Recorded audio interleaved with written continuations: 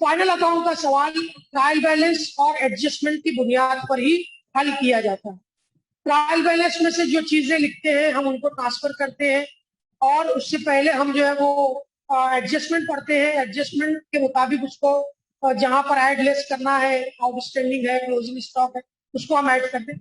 हम अभी शुरुआत के दिनों में इसकी प्रैक्टिस करने के लिए एडजस्टमेंट को अभी नहीं आपको हल करा रहे हैं। जब आपको ये याद हो जाएगा कि कौन से अकाउंट को कहाँ लिखा जाता है, फिर उसके बाद हम मुकम्मल तौर पर आपको एडजस्टमेंट के साथ कैसे इस सवाल को, इन सवालों को हल करना है, हम उसको हल करेंगे। तो यहाँ पर आपको सिर्फ ट्रायल बैलेंस को फोकस करना है। हम ट्रायल बैलेंस से इन तमाम अकाउंट्स को जो ट्रायल बैलेंस में दिए हुए हैं उनको trading account, profit and loss account और बैलेंस शीट में ट्रांसफर करेंगे। यहाँ पर जो बोर्ड पर खाका बना हुआ है, और अगर आपने अपनी कॉपी में वो खाका बनाया है तो आप देखेंगे कि यहाँ पर टोटल 6 जगह है। ट्रेडिंग अकाउंट की डेबिट साइड, ट्रेडिंग अकाउंट की credit side, profit and loss account की debit side, profit and loss account की क्रेडिट साइड, बैलेंस शीट की लायबिलिटी साइड और बैलेंस शीट के एसेट साइड। तो ये 6 जगहों पर इन चीजों को हम लिखते हैं। और आपको पहले लेक्चर में बताया था कि ऊपर हम लिखते हैं इन द बुक्स ऑफ, जो भी दोनों पार्टनर्स का या पार्टनरशिप फर्म का नाम है उसको हम लिखते हैं यहाँ पर। फिर उसके बाद यहाँ पर trading account for the year ended, साल की आखिरी तारीख 31 मार्च, debit side, credit side, profit and loss account for the year ended, debit side, credit side, particulars, rupees. ये सारी चीजें हमने पहले लेक्चर में आपको बताई थी, हम यहाँ पर उनको सिर्फ यादा कर रहे हैं। बैलेंस शीट की लायबिलिटी साइड, असेट साइड, ये अमाउंट का कॉलम है हमारा, तो इसमें हम रुपीज भी लिख सकते हैं, अमाउंट भी लिख सकते हैं, और फिर उसको आगे लिखना शुरू करें।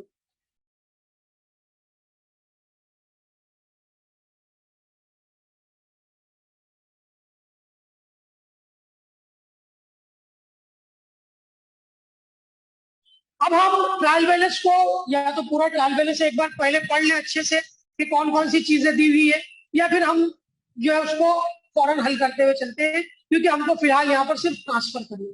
लेकिन जब आप मुकम्मल प्रॉब्लम को हल करें तो ऐसी सूरत में आपके लिए बेहतर ये है कि आप मुकम्मल सवाल को एक बार पहले पढ़ लें, उसके अंदर के इंपॉर्टेंट पॉइंट को जहन में बिठा लें और फिर उसको हल करना शुरू करें, ताकि ऐसी सूरत में आपको प्रॉब्लम हल करने में कोई परेशानी नहीं। हम ट्रायल बैलेंस की मदद से सवाल हल करना शुरू करेंगे। हमारा जो ट्रायल बैलेंस है वो 2 साइड्स पर मुश्तमिल होता है। हमने अपने पहले लेक्चर में भी देखा था कि हमारा जो ट्रायल बैलेंस है वो डेबिट साइड और क्रेडिट साइड इस तरीके से 2 साइड्स पर मुश्तमिल होता है। यानी कुछ अकाउंट जो है वो डेबिट अकाउंट होते हैं और कुछ अकाउंट जो होते हैं वो क्रेडिट अकाउंट होते हैं। और इसी ट्रायल बैलेंस की मदद से, इसमें दिए गए तमाम अकाउंट्स की मदद से हमको यहाँ पर ट्रांसफर करना है। आसान अल्फाज में हम ये याद रख सकते हैं कि जितनी भी चीजें हमारे ट्रायल बैलेंस के डेबिट साइड में दी हुई, जितने भी अकाउंट्स हमारे ट्रायल बैलेंस के डेबिट में दिए हुए, वो या तो डेबिट साइड ट्रेडिंग अकाउंट में आएंगे, प्रॉफिट एंड लॉस अकाउंट के डेबिट साइड में आएंगे, या फिर वो असेट साइड में जाएंगे। यानी डेबिट साइड में दिए हुए अकाउंट जो होते हैं वो या तो एक्सपेंसेस और लॉसेस होते हैं या फिर असेट्स। इसी तरीके से क्रेडिट साइड में जो अकाउंट्स दिए हुए वो ट्रेडिंग अकाउंट के क्रेडिट में, प्रॉफिट एंड लॉस अकाउंट के क्रेडिट में, या फिर लायबिलिटी की तरफ दिए गए। कुछ अकाउंट्स ऐसे होते हैं जिनको हमको डेबिट साइड में दिए होने के बावजूद क्रेडिट साइड में या अपोजिट तरफ लिखना पड़ता है। जैसे मिसाल के तौर पर परचेज रिटर्न और सेल्स ड्रॉइंग्स, इस तरीके के कुछ अकाउंट्स होते हैं जिनको दर हकीकत हम उस साइड में नहीं लिखते बल्कि उसके अपोजिट साइड में लिखते हैं। तो अपोजिट साइड में जब उसको लिखा जाता है तो उसको किसी ना किसी अकाउंट से माइनस किया जाता है। इस प्रॉब्लम के अंदर हम उनको भी देखेंगे। तो आप ये बात को गौर से जहन में रखिए कि हमारे ट्रायल बैलेंस के डेबिट साइड में दिए गए अकाउंट ट्रेडिंग अकाउंट के डेबिट में, या तो प्रॉफिट एंड लॉस अकाउंट के डेबिट में, या फिर असेट की तरफ लिखे जाते हैं। जो हमारे ट्रायल बैलेंस के क्रेडिट में दिया है वो या तो ट्रेडिंग अकाउंट के क्रेडिट में आएगा, प्रॉफिट एंड लॉस अकाउंट के क्रेडिट में आएगा, या फिर वो लायबिलिटी की तरफ आएगा। और कुछ अकाउंट्स को हमको उनके अपोजिट साइड में ले जाकर माइनस करना पड़ता है, वो इस प्रॉब्लम में हम देखते हैं। तो हम अपना प्रॉब्लम स्टार्ट करते हैं। सबसे पहले हमको दिया हुआ है land and building 37,800। Land and building is an asset. Land and building जो है वो कारोबार का एक एसेट है, और कारोबार के जो भी एसेट, लैंड एंड बिल्डिंग मतलब जमीन और इमारतें, जो जमीन है जिसके ऊपर फैक्ट्री की इमारत कायम है, ऑफिस बना हुआ है, वो जमीन, इमारत, ये सारी चीजें हमारे लैंड एंड बिल्डिंग जो है वो असेट। असेट की साइड हमारे पास मौजूद है, यहाँ पर बैलेंस शीट में असेट दिया हुआ है। हमको ये ध्यान रखना है कि असेट को हम हमेशा फिक्स असेट्स और करंट असेट में बांट कर रखते हैं।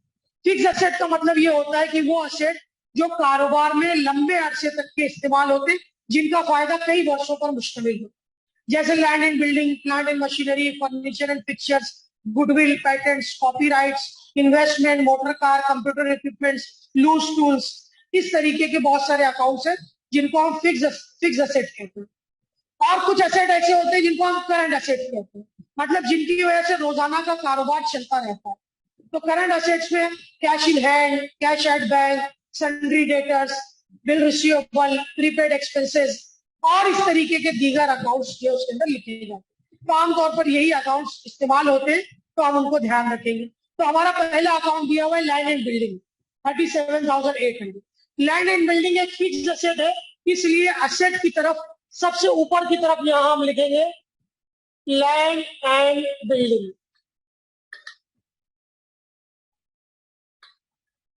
और उसका अमाउंट लिखेंगे 37,800,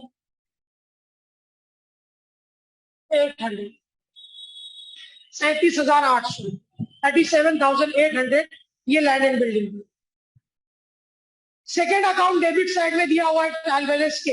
आप सवाल को भी देखते जाइए, अगर आपके सवाल उतार लिया है तो आप सवाल को देखते जाइए। अगर आपके पास किताब मौजूद है तो किताब में पेज नंबर 27 पर सेकंड प्रॉब्लम दिया हुआ। मैं वापस से दोहरा रहा हूँ, सफा नंबर 27, पेज नंबर 27 पर सेकंड इलस्ट्रेशन को हम हल करें, और हम सिर्फ ट्रायल बैलेंस के हिस्से को ही हल करेंगे, एडजस्टमेंट को हल नहीं करना है। तो लैंड एंड बिल्डिंग के बाद डेबिट साइड में दूसरा अकाउंट दिया हुआ है फर्नीचर। फर्नीचर का मतलब है टेबल, कुर्सी, मेज वगैरह वगैरह, ये सारी चीजें फर्नीचर। फर्नीचर भी कारोबार का, बिजनेस का एक फिक्स असेट। तो फर्नीचर को भी हम असेट की तरफ फिक्स असेट में लैंड एंड बिल्डिंग के ही नीचे लिख देंगे फर्नीचर। फर्नीचर का अमाउंट हमको दिया हुआ है 17,250, 17,250। अमाउंट के कॉलम में अमाउंट लिखते वक्त खास बात और याद रखना है कि आप जो यूनिट लिख रहे हैं, जो नंबर्स लिख रहे हैं, जो अमाउंट लिख रहे हैं, वो अमाउंट एक के नीचे एक आए, इकाई के नीचे इकाई, यूनिट के नीचे यूनिट, दहाई के नीचे दहाई, टेंस के नीचे टेंस, सैकड़े के नीचे सैकड़ा, 100 के नीचे 100, मतलब हर चीज को सही लिखना है, क्योंकि हमको कैलकुलेशन जब इसको करना होगा तो ऐसी सूरत में हमको अलग से वापस से लिखना नहीं पड़ेगा। हमारे बहुत सारे तलबा जो अलग से लिखते हैं, फिर नोटिंग करते हैं। अगर आपने फिगर्स एकदम दुरुस्त लिखी है तो यही पर आप पेंसिल की मदद से जो है उसका कैलकुलेशन आसानी से कर सकते हैं, आपका एग्जामिनेशन में टाइम बचेगा। तो फर्नीचर हमने लिख लिया। फर्नीचर के बाद दिया हुआ है सन्ड्री डेटर्स 40,000। सन्ड्री डेटर्स का मतलब होता है हमारे कारोबार के वो, तो उन तमाम लोगों को हम डेटर्स कहते हैं, सन्ड्री डेटर्स कहते हैं। तो ये सन्ड्री डेटर्स भी हमारे बिजनेस का असेट है, और सन्ड्री डेटर्स जो है वो हमारा करंट असेट है। तो हम उसको जो है करंट असेट की तरफ लिखेंगे। यहाँ पर असेट की तरफ जो है वो 2-3 लाइन छोड़ देंगे और उसके बाद हम करंट असेट को यहाँ लिखेंगे। तो हम यहाँ पर लिखते हैं इसको सन्ड्री डेटर्स। इस तरीके से हम इसको सन्ड्री डेटर्स के तौर पर लिखते हैं। सन्ड्री डेटर्स का अमाउंट हमको दिया हुआ है 40,000, इसके सामने हम अमाउंट लिखते हैं 40,000। एक्चुअल प्रॉब्लम में सन्ड्री डेटर्स के ऊपर कई एक एडजस्टमेंट है, इसलिए उन एडजस्टमेंट को पहले हल करते हैं। लेकिन यहाँ पर फिलहाल हम सिर्फ ट्रायल बैलेंस लिख रहे हैं, इसलिए याद रखिए कि हम सिर्फ पोस्टिंग सीख रहे हैं। अभी हमको 2-3 प्रॉब्लम तक सिर्फ पोस्टिंग सीखना है कि कौन से अकाउंट को हम कहाँ लिखते हैं। मैं बार बार ये बात इसलिए दोहरा रहा हूँ ताकि आप जहन में रखिए कि हमको ये सारी चीजें याद होनी चाहिए। तो सन्ड्री डेटर्स हमने लिखा। उसके बाद नेक्स्ट अकाउंट है डेबिट साइड में स्टॉक, और स्टॉक के आगे ब्रैकेट में लिखा हुआ है 1/4/2018, 1 अप्रैल 2018 का स्टॉक। हम ये जानते हैं कि कारोबार में स्टॉक दो तरीके का, एक होता है ओपनिंग स्टॉक और दूसरा होता है क्लोजिंग स्टॉक। ओपनिंग स्टॉक का मतलब होता है साल के शुरू का स्टॉक। साल के शुरू में जो स्टॉक, गुड्स का स्टॉक मतलब अशिया का जखीरा, जो स्टॉक हमारे पास है उसको ओपनिंग स्टॉक है। और साल खत्म होने पर, हमारा फाइनेंशियल ईयर एंड होने पर जो स्टॉक बच जाता है, जो माल बिकता नहीं है, उसको हम क्लोजिंग स्टॉक कहते हैं। क्लोजिंग स्टॉक हमेशा एडजस्टमेंट में दिया होता है और एडजस्टमेंट के दो इफेक्ट होते हैं, वो हम आइंदा के प्रॉब्लम में देखेंगे। और ओपनिंग स्टॉक हमेशा हमारे ट्रायल बैलेंस के डेबिट साइड में दिया होता है। तो ओपनिंग स्टॉक चूंकि गुड्स से रिलेटेड है और गुड्स से रिलेटेड हर अकाउंट का इफेक्ट ट्रेडिंग अकाउंट में आता है, क्योंकि trading account is all about goods and production. तो ट्रेडिंग अकाउंट के अंदर प्रोडक्शन के एक्सपेंसेस, प्रोडक्शन से रिलेटेड चीजों को लिखा जाता है। तो ट्रेडिंग अकाउंट के डेबिट साइड में ओपनिंग स्टॉक को सबसे पहले लिखते हैं। यहां पर डेबिट साइड में सबसे पहले to opening stock 65,000। Opening stock का अमाउंट आप लिख दीजिए 65,000, वो आ गया। नेक्स्ट है बैड डेट्स। बैड डेट्स का मतलब होता है वो रकम जो डूब गई, वो कर्ज जो डूब गया। किसी से हमको पैसा वसूल करना था, किसी वजह से वो शख्स जो है वो मर गया, भाग गया, नहीं पैसा दे रहा है, यानी दैट इज बैड डेट्स, मतलब वो डूबा हुआ कर्ज, वो पैसा डूब गया। जो पैसा डूब जाता है कारोबार में, वो हमारे कारोबार का एक लॉस। और बिजनेस के किसी भी लॉस को प्रॉफिट एंड लॉस अकाउंट के डेबिट साइड में लिखते हैं। यहाँ पर ये याद रखिए कि बैड डेट्स पर हमेशा एडजस्टमेंट होता है, हमको उसमें कुछ चीजें ऐड, कुछ चीजें लेस करनी पड़ती है। हम इस प्रॉब्लम के अंदर सिर्फ ट्रायल बैलेंस को हल कर रहे हैं, इसलिए हम सिर्फ बैड डेट्स को लिख देते हैं। तो बैड डेट्स को लिखने के लिए प्रॉफिट एंड लॉस अकाउंट में एक आध दो लाइन छोड़ दीजिए, उसके बाद लिखिए टू बैड डेट्स।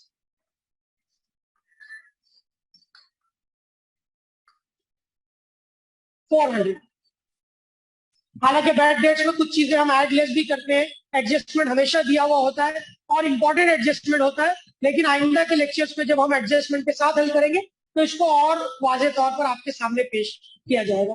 फिलहाल सिर्फ आप ये याद रखिए कि हम बैड डेट्स को कहाँ लिख रहे हैं, प्रॉफिट एंड लॉस अकाउंट के डेबिट साइड। यहाँ हमने ऊपर 2-3 लाइन इसलिए छोड़ी है क्योंकि आमतौर पर जब पूरा प्रॉब्लम सॉल्व हो जाता है तो हमारे ट्रेडिंग अकाउंट से ग्रॉस प्रॉफिट या ग्रॉस लॉस निकलता है। इस ग्रॉस प्रॉफिट और ग्रॉस लॉस को इस अकाउंट में ट्रांसफर करते हैं, तो उसको आमतौर पर ऊपर की तरफ लिखते हैं। अगर ग्रॉस लॉस आया तो प्रॉफिट एंड लॉस के डेबिट साइड में, अगर ग्रॉस प्रॉफिट आया तो प्रॉफिट एंड लॉस के क्रेडिट साइड में।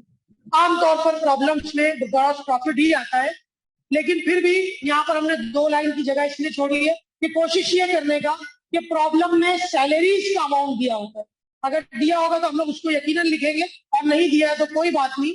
इस प्रॉब्लम में दिया है सैलरीज, आमतौर पर सैलरीज को प्रॉफिट एंड लॉस में सबसे पहले लिखा जाता है, इसके लिए भी हम उसकी जगह छोड़ते हैं। तो जब सैलरी आएगी तो वहां पर उसको लिख देंगे। खैर आगे बढ़ते। बैड डेट्स के बाद दिया हुआ है printing and stationery 4,000। Printing and stationery का मतलब, प्रिंटिंग मतलब किसी चीज की छपाई वगैरह करना, इशात करना, उसको प्रिंटिंग कहते हैं। स्टेशनरी का मतलब होता है ऑफिस के इस्तेमाल की बहुत सारी, file, pen, pencil, stapler, papers, ये सारी चीजें जो आमतौर पर ऑफिस में इस्तेमाल होती है उनको स्टेशनरी कहते हैं। तो प्रिंटिंग एंड स्टेशनरी का खर्च जो होता है वो एक ऑफिस और एडमिनिस्ट्रेटिव खर्च है, कारोबार का एक एक्सपेंस है, इसलिए उसको हम प्रॉफिट एंड लॉस अकाउंट के डेबिट, यहाँ पर बैड डेट्स के नीचे लिखेंगे टू प्रिंटिंग एंड स्टेशनरी, और उसका अमाउंट लिख दिए 4,000। तो प्रिंटिंग एंड स्टेशनरी को हम इस तरीके से लिखेंगे। प्रिंटिंग एंड स्टेशनरी के बाद दिया हुआ है वेजेस 3,000। वेजेस का मतलब होता है मजदूरी अदा करना, उजरत अदा करना। आमतौर पर वेजेस जो है वो लेबर को दी जाती है, लेबर को दिया जाने वाला मुआवजा जो होता है, रिवॉर्ड जो होता है, वो वेजेस कहलाता है। और वेजेस आमतौर पर जो आदमी फैक्ट्री में काम करता है, जो लोग फैक्ट्री में काम करते हैं बैसियत लेबर के तौर पर, मजदूर के तौर पर, तो उनको अदा की जाती है। तो वेजेस जो है ये हमारे कारोबार का, हमारे बिजनेस का डायरेक्ट एक्सपेंस। डायरेक्ट एक्सपेंस का मतलब ये होता है वो एक्सपेंसेस जो डायरेक्टली प्रोडक्शन के ऊपर असरअंदाज होते हैं, जिनका ताल्लुक डायरेक्ट प्रोडक्शन से होता है। जैसे 2 जगह आपको मैं एग्जांपल दे रहा हूँ, जैसे मिसाल के तौर पर हमारा कारोबार है कपड़े लूम पे, कारखाने में कपड़ा तैयार, तो वहां पर 2 अलग अलग जगह है। एक जगह वो है जहां पर हमारा लूम सेटअप है, जिसके अंदर मशीनों के ऊपर कपड़ा तैयार होता है, वो फैक्ट्री है, यानी वो प्रोडक्शन डिपार्टमेंट है, वो प्रोडक्शन का हिस्सा है। तो वहां पर जो भी खर्च होगा वो सब की सब ट्रेडिंग अकाउंट से ताल्लुक है। उसी कारोबार में दूसरा हिस्सा हमारे पास हमारा ऑफिस है, हम ऑफिस में बैठ करके कितना सामान तैयार हुआ, किसको कितना भेजा गया, अकाउंटिंग करना, चेक जमा करना, चेक लाना, हिसाब किताब रखना, ये सब काम ऑफिस में होता है। उसके लिए बाकायदा तरबियत याफ्ता ट्रेंड लोगों की जरूरत पड़ती है। अकाउंटेंट की जरूरत पड़ेगी, बीकॉम एमकॉम चार्टर्ड अकाउंटेंट की जरूरत पड़ेगी, लिखने पढ़ने वाले शख्स की जरूरत पड़ेगी, कंप्यूटर ऑपरेटर की जरूरत पड़ेगी, मैनेजर वहां पर आकर के काम करेगा। तो ये ट्रेंड लोग होते हैं। तो ये जो एक्सपेंसेस होते हैं इनको जो है वो इनडायरेक्ट एक्सपेंसेस, ये भी कारोबार के एक्सपेंसेस है, लेकिन ऐसे एक्सपेंसेस को कारोबार के इनडायरेक्ट एक्सपेंसेस कहते हैं जिनका ताल्लुक ऑफिस या एडमिनिस्ट्रेशन से होता है। तो प्रोडक्शन एंड डिस्ट्रीब्यूशन के जो एक्सपेंसेस होते हैं, प्रोडक्शन के जो एक्सपेंसेस होते हैं उनको ट्रेडिंग में लिखते हैं, और डिस्ट्रीब्यूशन, सेल्स और एडमिनिस्ट्रेशन के जो एक्सपेंसेस होते हैं उनको हम प्रॉफिट एंड लॉस अकाउंट में लिखते हैं। तो प्रिंटिंग एंड स्टेशनरी हो गया था। वेजेस जो है वो हमारा डायरेक्ट एक्सपेंस है, तो वेजेस को हम ट्रेडिंग अकाउंट के डेबिट साइड में लिखते हैं। अभी ट्रेडिंग अकाउंट के डेबिट साइड में ओपनिंग स्टॉक लिखा हो, आप इसके बाद 2 लाइन की जगह छोड़कर इस चौथी लाइन पर यहां पर लिखते हैं हम 2 वेजेस। वेजेस हमको दी हुई है 3000, उसका अमाउंट हमने लिखा 3000, ये वेजेस का अमाउंट हमने लिख दिया 3000। ओपनिंग स्टॉक के भी बाद 2 लाइन की जगह हमने इसलिए छोड़ी है वहां पर क्योंकि वहां पर परचेज और परचेज रिटर्न लिखा जाता है। तो हमने जब आपको फॉर्मेट समझाया था तो उसमें सारी चीजें आपको बताई है। ये याद रखना है कि कुछ चीजों की जगह फिक्स है, उनको वैसे ही लिखा जाए। हालांकि 12वीं के लेवल पर थोड़ा बहुत ऊपर नीचे हो भी जाए तो भी कोई मसला नहीं होता, लेकिन आप अभी से इन सारे अकाउंट्स की जगह लिखने की प्रैक्टिस रखिए ताकि आइंदा की क्लासेस में भी आपको इस बात का ये बात जहन नशीन रहे कि हमको कौन से अकाउंट्स को कहाँ लिखना है, किस अकाउंट्स को डायरेक्ट एक्सपेंस कहते हैं, कौन सा अकाउंट इनडायरेक्ट में आता है, वगैरह वगैरह, ये सारी चीजों को याद रखिए। आते हैं नेक्स्ट, उसके बाद दिया हुआ है सैलरी 5000। सैलरी का मतलब होता है तनख्वाह, वेजेस का मतलब होता है मजदूरी, सैलरी का मतलब होता है तनख्वाह। मजदूरी का कॉन्सेप्ट थोड़ा अलग है, वो लेबर को दी जाती है, उसके लिए तय होता है कि वो कितना घंटा काम कर रहा है, उसने कितना मीटर कपड़ा तैयार किया है, उसने कितने यूनिट्स तैयार किए, तो उसका तयन उस बुनियाद पर किया जाए। लेकिन सैलरी आमतौर पर फिक्स होती है। एक मैनेजर को 15,000 रुपये महीने की सैलरी दी जा रही है, एक अकाउंटेंट को 12,000 रुपये महीने की सैलरी दी जा रही है, एक कंप्यूटर ऑपरेटर को 10,000 रुपये महीने की सैलरी दी जा रही है। मतलब ये अमाउंट जो होते हैं ये पहले से तय होते हैं, फिक्स होते हैं, और ये एडमिनिस्ट्रेटिव कॉस्ट, ये इंतजामी कॉस्ट है, इंतजामी लागत। तो इसको हम जो है वो सैलरी को प्रॉफिट एंड लॉस अकाउंट में सबसे पहले लिखते हैं डेबिट साइड में, क्योंकि ये एक्सपेंस है इसलिए इसको प्रॉफिट एंड लॉस अकाउंट के डेबिट साइड में सबसे पहले लिखेंगे 2 सैलरीज 5000, 5,000 रुपये सैलरीज के तौर पर हम लिख देंगे। तो सैलरी जो है वो उसको हमको नेक्स्ट है। उसके बाद कैरियज इनवर्ड। अब थोड़ा सा मैं स्पीड जाऊंगा समझाते हुए। कैरियज इनवर्ड का मतलब ये है, कैरियज का मतलब होता है हमाली अदा करना, ये खर्च है। लेकिन कारोबार में कैरियज दो मरतबा हो सकता है या 2 तरीके से। एक होता है कैरियज इनवर्ड, मतलब जब हम कोई अशिया खरीद कर लाते हैं तो उसको हम कहते हैं कैरियज इनवर्ड। जब हम अशिया बेचते हैं और उस पर हमाली अदा करते हैं तो उसको हम कहते हैं कैरियज आउटवर्ड। यानी जब हम सामान खरीद कर उसको लाने का किराया अदा करेंगे तो उसको हम कहेंगे कैरियज इनवर्ड, क्योंकि सामान हमारे पास आ रहा है, इनवर्ड हो रहा है, हमारे पास आ रहा है।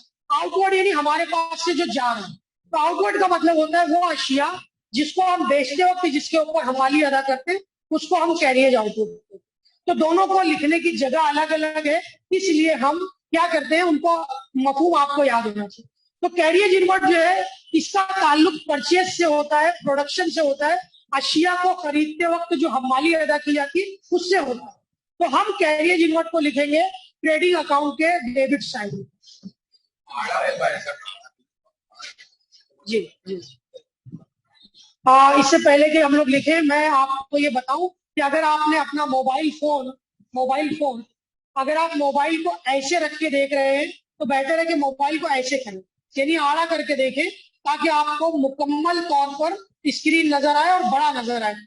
तो बहुत सारे बच्चे हो सकते हैं अभी भी ऐसे देख रहे होंगे, लेकिन आप उसको स्क्रीन को ऐसे रोटेट कर लीजिए, और ये भी ध्यान रखिए कि आपका स्क्रीन पूरा रोटेट हो रहा, ताकि आपको पूरा बोर्ड बड़ा बड़ा नजर आए, इस बात का ख्याल। तो कैरियज इनवर्ड जो है वो हम लोग लिखते हैं ट्रेडिंग अकाउंट के डेबिट साइड। यहाँ पर वेजेस लिखा हुआ है, वेजेस के नीचे ही हम कैरियर इनवर्ट लिखेंगे। कैरियर इनवर्ट का अमाउंट हमको दिया हुआ है 4,000 रुपये, तो हम यहाँ पर वेजेस के नीचे लिखते हैं to carrier invert.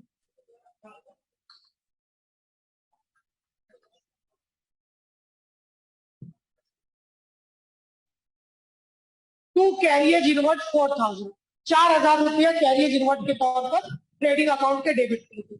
Career outward भी आपको बता दिया, आइंदा कभी आएगा तो याद रखें। अब उसके बाद एक बहुत इंपॉर्टेंट चीज आ रही है, खास तौर पर आपको सवाल देखना पड़ेगा, बहुत जरूरी। तो आप देखिए कि कैरियर इनवर्ट के बाद सवाल में हमको दिया हुआ है सेल्स रिटर्न 2,000 रुपये।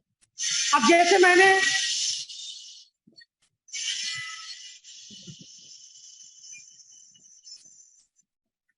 मैंने शुरू में आपसे ये कहा था कि सेल्स रिटर्न कोई भी अकाउंट जो ट्रायल बैलेंस के डेबिट साइड में दिया होगा उसको हम ट्रेडिंग या प्रॉफिट एंड लॉस के डेबिट पे देते हैं। और कुछ अकाउंट्स ऐसे रहते हैं जो डेबिट पे देने के बावजूद भी हम उनकी जगह बदल देते हैं, जैसे परचेज रिटर्न और सेल्स रिटर्न।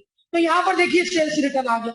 सेल्स रिटर्न का मतलब ये होता है कि जो गुड्स हमने बेचा था उसमें से कुछ गुड्स हमारे पास वापस आ गए। हमने 20,000 रुपए का गुड्स बेचा था, 2 लाख रुपए का गुड्स हमने बेचा था, उसमें से कुछ अमाउंट 2,000 5,000 रुपए का गुड्स हमारे पास से वापस आ गया। तो बेचा हुआ गुड्स जो वापस आता है उसको हम सेल्स रिटर्न कहते हैं। तो जाहिर सी बात है, एक मिसाल के जरिए आप ये समझिए कि मान लीजिए हम कारोबार कर रहे हैं कंप्यूटर से, हमने 50 कंप्यूटर बेचे, वो 50 कंप्यूटर में से 5 कंप्यूटर वापस आ गया, तो हमने एक्चुअली कितने कंप्यूटर बेचे? 45 कंप्यूटर्स बेचे। यानी हम ये मालूम करते हैं कि हमारा नेट सेल्स कितना है, हमारा खालिश फरोख्त कितनी है, हमारी नेट सेल्स को मालूम करने का तरीका। तो सेल्स को लिख करके उसमें से सेल्स रिटर्न को माइनस करते। इसीलिए क्या करते हैं कि जब परचेज रिटर्न और सेल्स रिटर्न आए तो ऐसी सूरत में पहले उनके जो ग्रॉस वैल्यू होती है सेल्स को या परचेज को देखा जाता है। तो सेल्स रिटर्न को लिखने से पहले आपको पहले सेल्स को लिखना पड़ेगा। तो सेल्स जो है वो ट्रायल बैलेंस की क्रेडिट साइड में देखिए। आप ट्रायल बैलेंस की क्रेडिट साइड में देखिए, ऊपर से कैपिटल है, बिल्स पेबल है, बैंक ओवरड्राफ्ट है, परचेज रिटर्न है, सन्ड्री क्रेडिटर्स है, बैंक लोन है, इंटरेस्ट रिसीव्ड है, आरडीडी है, और आखिर में है सेल्स 1,20,000। ये सेल्स जो दिया हुआ है 1,20,000 रुपया, इसको हमको ट्रेडिंग अकाउंट के क्रेडिट साइड में सबसे पहले लिखना। यहां पर हम इसको ट्रेडिंग अकाउंट के क्रेडिट में लिखते हैं बाय सेल्स 1,20,000, और इस अमाउंट को हम इनर कॉलम में लिखते हैं। बास प्रॉब्लम में अमाउंट का कॉलम भी 2 बनाया जाता है, लेकिन अंदर की तरफ लिखते हैं, अंदर वाले कॉलम में लिखते हैं, तो इसको हम कहते हैं इनर साइड में लिखना, इनर कॉलम में लिखते हैं। ये इसलिए लिखते हैं कि आउटर कॉलम में, ये जो कॉलम है आउटर, इसमें हमेशा फाइनल फिगर लिखी जाती है, यानी जिसमें कोई जमा नफी नहीं करना पड़े। तो जो जमा नफी करने का काम हो, प्लस माइनस करना हो, तो उसको हम इनर कॉलम में लिखेंगे। इस बात का आपको ध्यान रखें। अब हमने यहाँ पर क्रेडिट साइड में बाय सेल्स लिखा 1,20,000। अब इसमें से हम जो डेबिट साइड में सेल्स रिटर्न दिया हुआ है वो सेल्स रिटर्न को इसमें से माइनस करेंगे। तो देखिए सेल्स रिटर्न हमको दिया हुआ है 2,000, ये 2,000 इसमें से लेस कर देंगे, यहां नीचे लिखेंगे लेस रिटर्न्स।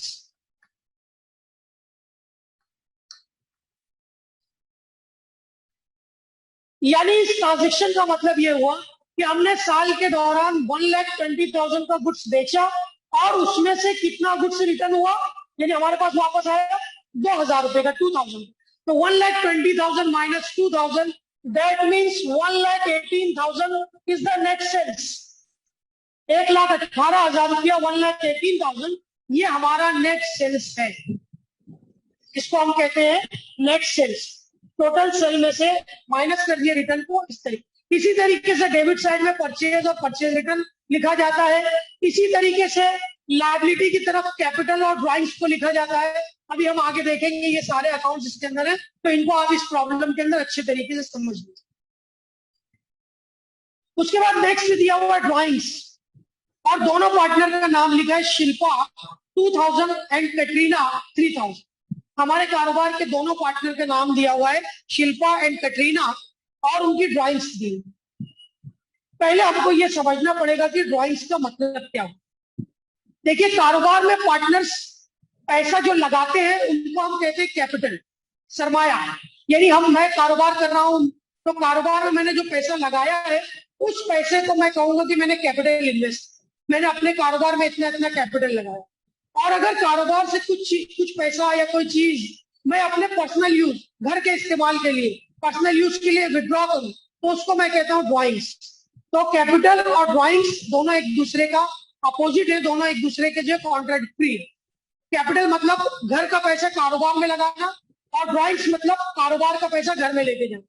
तो दोनों को एक दूसरे, यानी मैं ये इस तरीके से बता सकता हूँ कि मैंने 1 लाख रुपया कारोबार में लगाया था, लेकिन उस 1 लाख रुपये में से कुछ पैसा मैंने निकाल लिया, 5,000 अपने घर पे इस्तेमाल कर लिया। तो इसका मतलब कारोबार में मेरा एक्चुअल कैपिटल कितना है, 95,000। तो कैपिटल और ड्रॉइंग्स को इस तरीके से समझा जाता है। तो जब भी ड्रॉइंग्स आए तो ड्रॉइंग्स को, चूंकि आप ड्रॉइंग्स भी जो है ट्रायल बैलेंस के डेबिट, तो हम जाहिर सी बात है कि इसको डेबिट का मतलब है कि हमको उसको एसेट तरफ में लिखना चाहिए, क्योंकि तमाम डेबिट्स को हम अगर वहां नहीं लिखे तो वो यहाँ पर आना चाहिए। तो हम चूंकि उसको एसेट की तरफ नहीं लिखते, उसको बल्कि लायबिलिटी में लिखते हैं, और लायबिलिटी में लिखते वक्त उसको पहले कैपिटल अकाउंट लिखा जाता है और फिर कैपिटल अकाउंट में से उसको माइनस। तो आपका जो कैपिटल अकाउंट प्रॉब्लम में दिया होगा दोनों पार्टनर का, वो ट्रायल बैलेंस के क्रेडिट साइड में दिया होगा। तो आप ट्रायल बैलेंस की क्रेडिट साइड में देखिए, ट्रायल बैलेंस के क्रेडिट साइड में एकदम पहला ही अकाउंट दिया, capital of Shilpa and Katrina. Shilpa का कैपिटल है 45,000। हम दोनों पार्टनर का पहले कैपिटल अकाउंट या एक एक करके लिखते हैं। पहले हम कैपिटल अकाउंट को लायबिलिटी में सबसे पहले लिखा जाए। हम यहाँ पर लिखेंगे शिल्पास कैपिटल।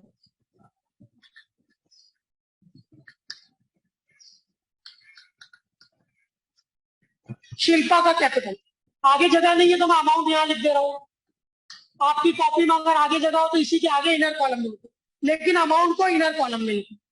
हमने लिख दिया शिल्पास कैपिटल 45। अब कैपिटल में से माइनस करते हैं ड्राइंग को, ड्राइंग्स को हमेशा कैपिटल में से लेस करते हैं। तो अब आप देखिए कि आपके डेबिट साइड में शिल्पा की ड्राइंग कितनी दी हुई है, तो शिल्पा की ड्राइंग दी हुई है 2,000। तो हम इसी में से माइनस करेंगे, लेस, यहां लिख देंगे ड्राइंग्स, मैंने शॉर्ट में लिख दिया उसको 2,000।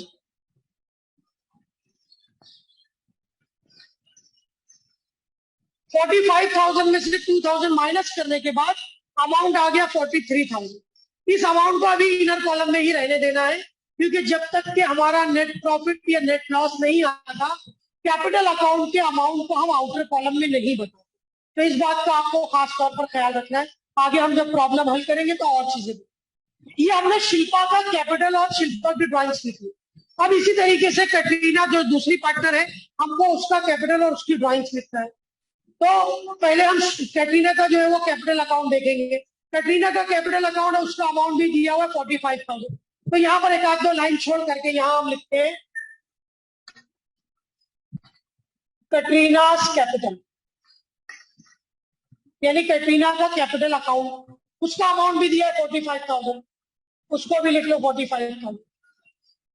और उसमें से लेस करो ड्राइंग्स को। डेबिट साइड में जो ड्राइंग्स दी हुई है कैटरीना की वो है 3,000।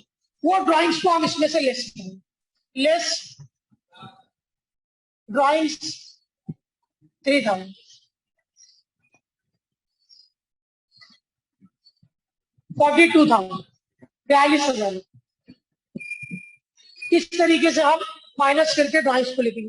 तो कैपिटल अकाउंट में से ड्राइंग्स को लेस करके लिखते हैं, सेल में से सेल रिटर्न लेस करके लिखते हैं, परचेज में से परचेज रिटर्न लेस करके लिखते हैं। तो उनकी जगह चूंकि तब्दील होती है, इसलिए इस बात का ध्यान रखना है कि किस तरीके से हम उसको लिखते हैं। उसके बाद दिया हुआ डिस्काउंट। डिस्काउंट आपको पता है, डिस्काउंट देना, यानी हमने किसी को 5,000 उससे वसूल करने का, तो हमने उसको बोला 4,500 दे दो, तो 500 रुपया उसका डिस्काउंट हो गया। तो ये डिस्काउंट भी हमारे कारोबार का एक लॉस है, उसको हम प्रॉफिट एंड लॉस के डेबिट में लिखते हैं टू डिस्काउंट। डिस्काउंट का अमाउंट दिया हुआ है 2030, 2030, 2030। उसके बाद दिया हुआ एडवांस गिवन टू शाहरुख 10,000 रुपये। शाहरुख को 10,000 रुपये एडवांस दिया गया। कारोबार में जब हम किसी को एडवांस के तौर पर कोई रकम देते हैं तो वो हमारे कारोबार का करंट एसेट है। मतलब चूंकि वो पैसा एडवांस में दिया तो बाद में वापस मिलेगा, या हम उससे हो सकता है आगे चल के कुछ अशिया खरीदेंगे तो पैसा अदा करना पड़ेगा, तो हमने पहले से कुछ पैसा अदा कर दिया। तो जो रकम एडवांस में दी जाती है उसको हम असेट की तरफ लिखते हैं और उसको करंट असेट में लिखते हैं। तो यहाँ पर एडवांस टू शाहरुख यहाँ लिख देंगे।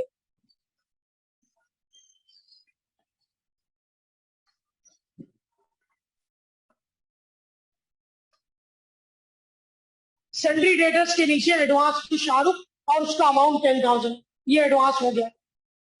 उसके बाद दिया हुआ है cash in hand 20,000। Cash in hand का मतलब होता है नकद पैसा, ये भी कारोबार का एक करंट असेट है, इसको भी करंट असेट पे लिखेंगे। कैश इन हैंड 20,000, 20,000 रुपया।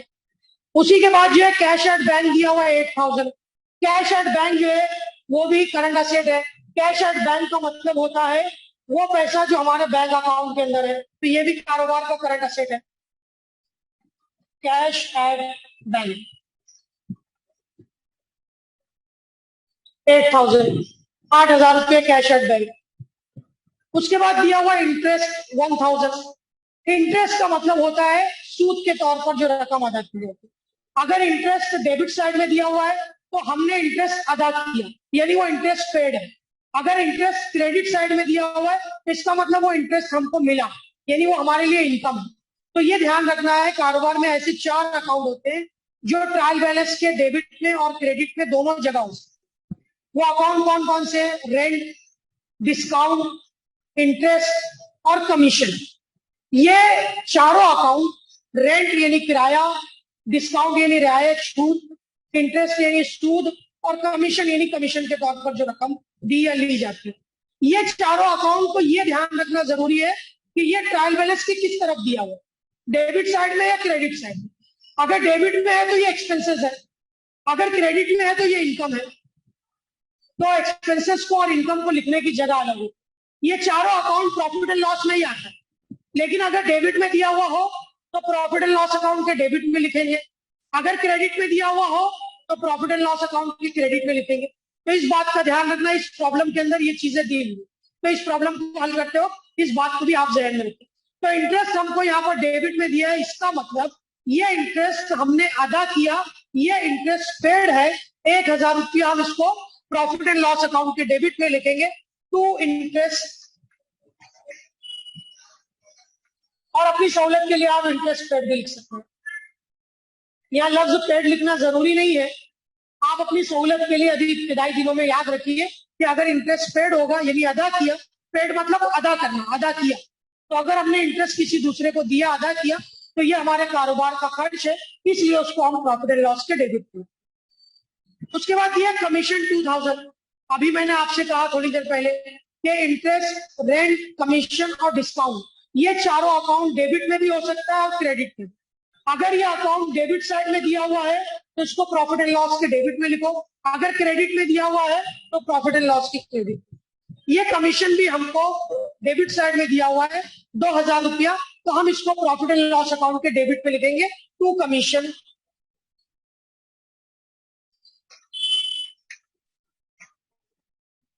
2,000 रुपया। ये कमीशन पेड है, यानी अदा किया गया कमीशन, कारोबार का खर्च। उसके बाद दिया हुआ रॉयल्टीज 2,000। रॉयल्टीज भी वो रकम जो हम किसी दूसरे को उसकी प्रोडक्ट के बदले में, इस्तेमाल करने के बदले में अदा करते हैं, और इसका ताल्लुक चूंकि प्रोडक्शन से होता है, किसी दूसरी कंपनी का फॉर्मूला इस्तेमाल करना, किसी दूसरी कंपनी की कोई और चीज इस्तेमाल करना प्रोडक्शन के पर्पज के, इसलिए रॉयल्टीज को ट्रेडिंग अकाउंट के डेबिट में लिखें। तो यहाँ पर ट्रेडिंग अकाउंट के डेबिट में कैरियज इनवर्ट के नीचे हम लिखेंगे टू रॉयल्टीज।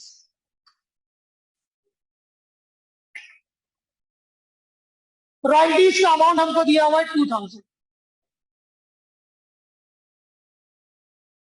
2,000। अब हम आ गए अपने ट्रायल बैलेंस के डेबिट साइड के एकदम आखिर में।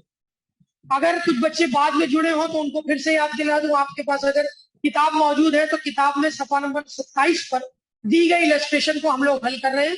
किताब में सफा नंबर 27 पर ये इलस्ट्रेशन और सवाल भी आपको इससे पहले भेजा गया, अगर आपने उसको नोट किया है तो उसको जहन में रखें। आखिरी अकाउंट दिया हुआ है परचेजेस, अमाउंट दिया है 50,000। परचेजेस का मतलब होता है गुड्स खरीदना, हमने कितना गुड्स परचेज किया। परचेजेस का ताल्लुक भी ट्रेडिंग अकाउंट से है, हम कितना गुड्स खरीदे। तो परचेज और सेल्स को लिखते वक्त या उसको लिखने से पहले हमेशा प्रॉब्लम में आप इस बात का ख्याल रखिए, ये बात देख लीजिए कि क्या परचेज रिटर्न और सेल्स रिटर्न मौजूद है। तो चूंकि परचेज डेबिट साइड में होता है, इसलिए परचेज रिटर्न उसके अपोजिट यानी क्रेडिट साइड में होगा। तो आप ट्रायल बैलेंस की क्रेडिट में चेक कीजिए कि क्या परचेज रिटर्न दिया हुआ है। तो देखिए ऊपर से चौथे पांचवें नंबर पर परचेजेस रिटर्न दिया हुआ है 1480 रुपये। इसका मतलब हमको परचेजेस रिटर्न को माइनस करके लिख, तो हम यहाँ पर देखते हैं परचेजेस को कैसे। परचेजेस को ट्रेडिंग अकाउंट के डेबिट साइड में ओपनिंग स्टॉक के नीचे लिखते हैं। यहाँ हम लिखेंगे टू परचेजेस, 50,000 रुपया अमाउंट लिखेंगे इनर कॉलम में। इसको इनर कॉलम में इसलिए लिखे हैं क्योंकि अभी इसमें से हमको परचेज रिटर्न को माइनस करना है, तो इसमें से परचेज रिटर्न को माइनस करते हैं, लेस रिटर्न्स।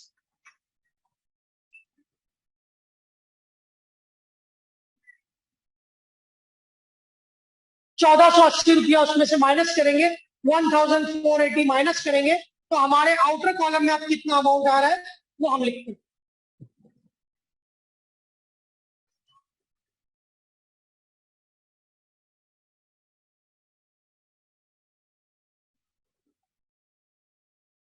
आउटर कॉलम में अमाउंट आ गया 48,520, 48,520 रुपया हमारा नेट परचेज कहेंगे कि ये नेट परचेज के तौर पर 48,520 रुपया है। अब उसके बाद हम आते हैं, डेबिट साइड पूरी कंप्लीट हो गई। अब हम आते हैं ट्रायल बैलेंस की क्रेडिट साइड पर। क्रेडिट साइड में जो अकाउंट्स हैं हम उनको ट्रांसफर करते हैं। क्रेडिट साइड में अकाउंट दिया हुआ है हमको, सबसे पहले दिया है कैपिटल अकाउंट। अब जाहिर सी बात है कि हमने कैपिटल अकाउंट लिख लिया है पहले ही, दोनों पार्टनर का ड्राइंग को माइनस करना था तो उसको लिख चुके हैं, तो दोबारा अब लिखने की जरूरत नहीं, वो ऑलरेडी आ चुका है।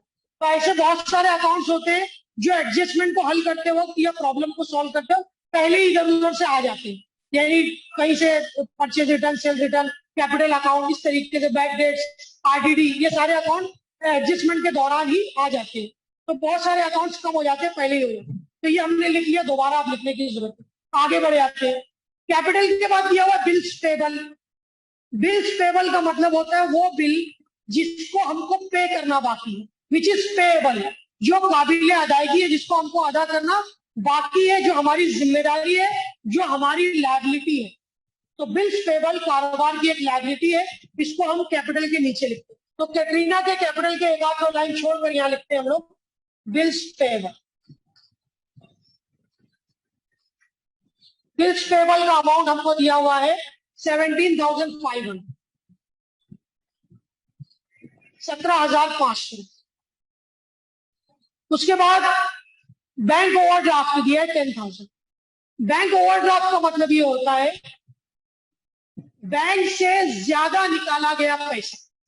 आमतौर पर बैंक के अंदर कारोबार में एक अकाउंट होता है, आमतौर पर बिजनेस का जो अकाउंट होता है उसको करंट अकाउंट कहते हैं, जो बैंक में हम अकाउंट खोलते हैं, और हमारा जो अकाउंट होता है वो सेविंग अकाउंट होता है। ऐसे और भी दो अकाउंट होते हैं, हम लोग उसको कुमाशियात में और दूसरे टॉपिक में कभी पढ़ेंगे उसको।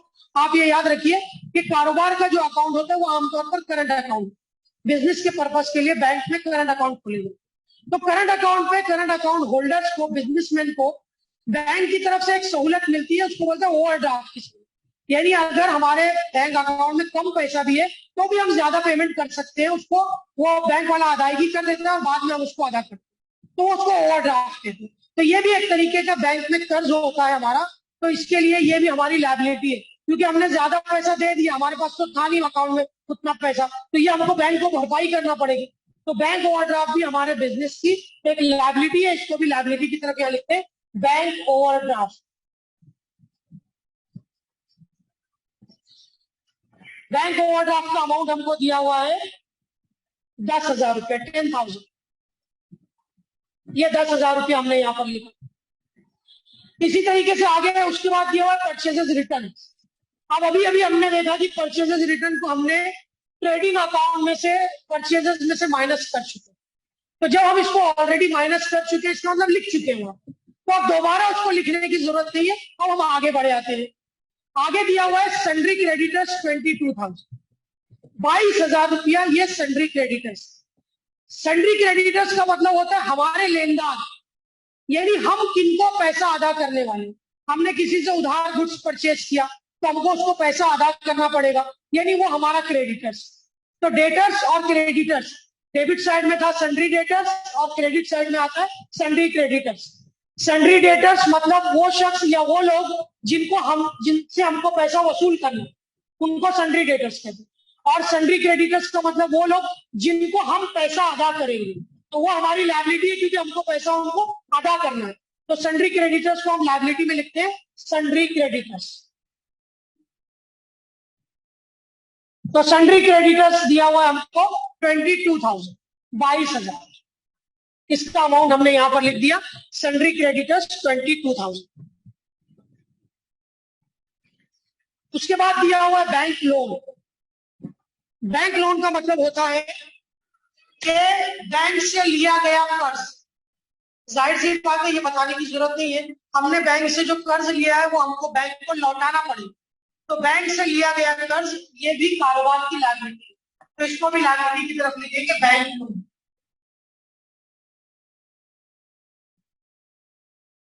बैंक लोन हमको दिया हुआ है, उसका अमाउंट है 15,000। तो बैंक लोन का हम यहाँ 15,000। बैंक लोन के बाद दिया हुआ है इंटरेस्ट रिसीव्ड 1,500। इंटरेस्ट रिसीव्ड मतलब मिला, मिलना मतलब इनकम, यानी ये इंटरेस्ट का पैसा हमको मिला, इंटरेस्ट के तौर पर हमको पैसा मिला। अभी थोड़ी देर पहले मैंने आपसे कहा था कि कारोबार में 4 अकाउंट ऐसे होते हैं जो ट्रायल बैलेंस के डेबिट या क्रेडिट कहीं पर भी हो सकते। डेबिट में होने का मतलब है कि वो खर्च है और क्रेडिट में होने का मतलब है वो इनकम है। वो अकाउंट है रेंट पेड या रेंट रिसीव। दूसरा अकाउंट है कमीशन पेड या कमीशन रिसीव। तीसरा अकाउंट है इंटरेस्ट पेड या इंटरेस्ट रिसीव। चौथा अकाउंट है डिस्काउंट अलाउड या डिस्काउंट रिसीव। तो अगर डेबिट साइड में है तो उसको प्रॉफिट एंड लॉस के डेबिट पे लिखो, अगर क्रेडिट साइड में है तो उसको प्रॉफिट एंड लॉस के क्रेडिट पे लिखो। तो यहाँ पर ये जो इंटरेस्ट दिया हुआ है, ये इंटरेस्ट रिसीव्ड हमको ट्रायल बैलेंस के क्रेडिट पे दिया है। दैट मीन्स ये हमारे कारोबार की इनकम है, इसको हम हमारे प्रॉफिट एंड लॉस की क्रेडिट साइड में एक लाइन छोड़कर यहाँ लिखेंगे बाय इंटरेस्ट रिसीव्ड।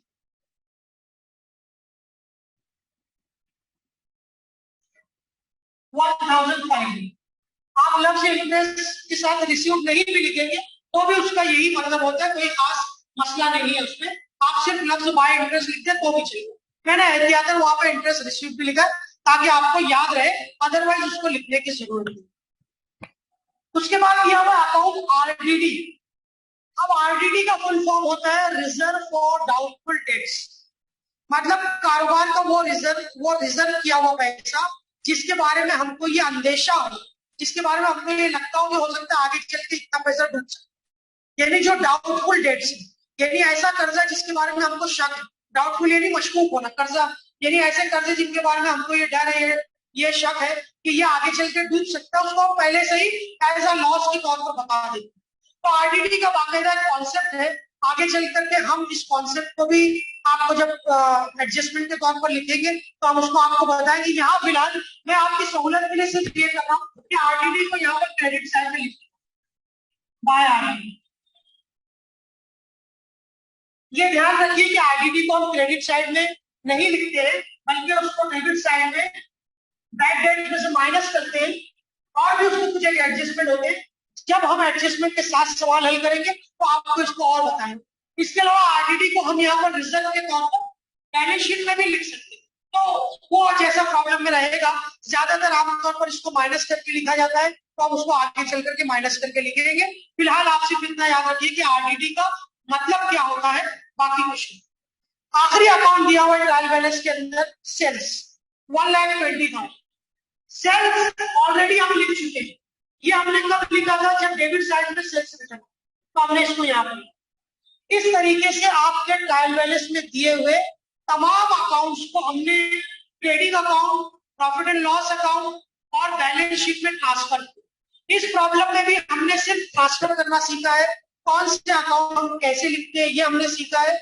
और जब आइंदा हम एक तो प्रॉब्लम में अच्छी प्रैक्टिस हो जाएगी इसकी, तो हम उसके बाद उसको आपको एडजस्टमेंट के साथ किस तरीके से उसको हल करते हैं हम आपको